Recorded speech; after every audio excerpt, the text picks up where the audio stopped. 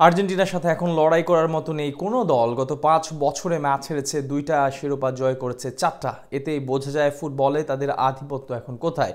যেহেতু এখন কেউই নেই তাদের সাথে লড়াই করার মতো, তাই তুলনা করা যাক তাদের মধ্যেই। শিরোপা জয়ে কি তাদের আক্রমণের অবদান বেশি, নাকি রক্ষণ আরও বেশি শক্তিশালী? তাই নিয়ে জানবো প্রতিবেদনের বাকি অংশে। স্যার অ্যালেক্স ফার্গুসন একবার বলেছিলেন, অ্যাটাক আপনাকে ম্যাচ জেতাবে আর ডিফেন্স জেতাবে শিরোপা। আর্জেন্টিনা হয়তো এই লাইনটা শুনে হাসতেই পারে, কারণ তাদের যতটা শক্তিশালী আক্রমণ ভাগ, ততটাই শক্ত তাদের ডিফেন্স।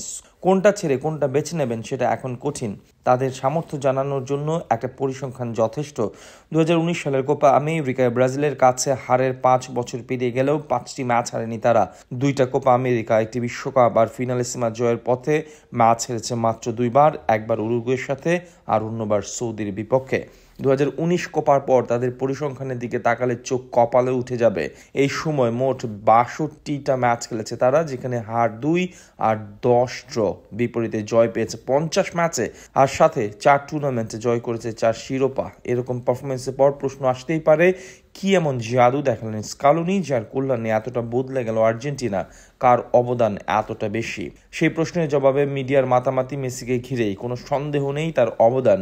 4 টুর্নামেন্টে একটি গোল্ডেন বুট আর 3টাতেই টুর্নামেন্ট সেরা খেলোয়াড় মেসিকে নিয়ে আলোচনা হয়, সেটা তিনি অর্জন করেই নিয়েছেন। এদিকে আক্রমণে লাউতারো আলভারেজ আর ডি মারিয়ারাও থাকেন অনেক এগিয়ে। 3 ফাইনালে গোল করেছেন ডি মারিয়া, 2টি ফাইনালে গোল করেছেন লাউতারো। বিশ্বকাপে মেসির পর সর্বোচ্চ গোল করেন আলভারেজ। সব মিলিয়ে আক্রমণ যে দারুণ উজ্জ্বল আর্জেন্টিনার। তবে যদি শিরোপা জয়ের আসল কারণ খুঁজতেই হয়, তবে স্যার অ্যালেক্স ফার্গুসনের উক্তিটা মনে করতেই হবে। আক্রমণ আপনাকে ম্যাচ জেতাবে আর ডিফেন্স জেতাবে শিরোপা। মেসি, আগুয়েরো, ডি মারিয়া আর হিগুয়েইনদের নিয়ে এক সময় রাজকীয় আক্রমণ থাকলেও সেখানে শিরোপা জেতেনি আর্জেন্টিনা। তার মূল কারণ ছিল তুলনামূলক ডিফেন্সের দুর্বলতা। মূল সময় নিজেদের নার্ভ ধরে রাখতে পারেনি তারা, যেটা করে দেখিয়েছেন Cristian Romero, Lisandro Martinez, Nahuel Molina, Nicolas Otamendi, Nicolas টাগলিয়াফিকোরা। তাদের জমাট রক্ষণ আর্জেন্টিনাকে করেছে অপ্রতিরোধ্য। রক্ষণের আসল ব্যক্তিকে নিয়ে আলাপ করাই হয়নি, যার অবদান স্বয়ং মেসির সমানও হতে পারে। তিনি এমিলিয়ানো মার্টিনেজ, যার হাত ধরেই মূলত বদলে গেছে আর্জেন্টিনা। ভক্তরা আক্ষেপ করতেই পারে, যদি 2015 আর 16 কোপার ফাইনালে টাই ব্রেকারে এমি থাকতেন, তবে হয়তো হারতে নাও হতে পারত তাদের, কারণ ক্যারিয়ারে 6বার টাই ব্রেকারে মাঠে ছিলেন তিনি। প্রতিবার শেষ হাসি হেসেছে তার দল। আর্জেন্টিনার হয়ে 4বার দলকে বাঁচিয়েছেন এই টাই ব্রেকারে।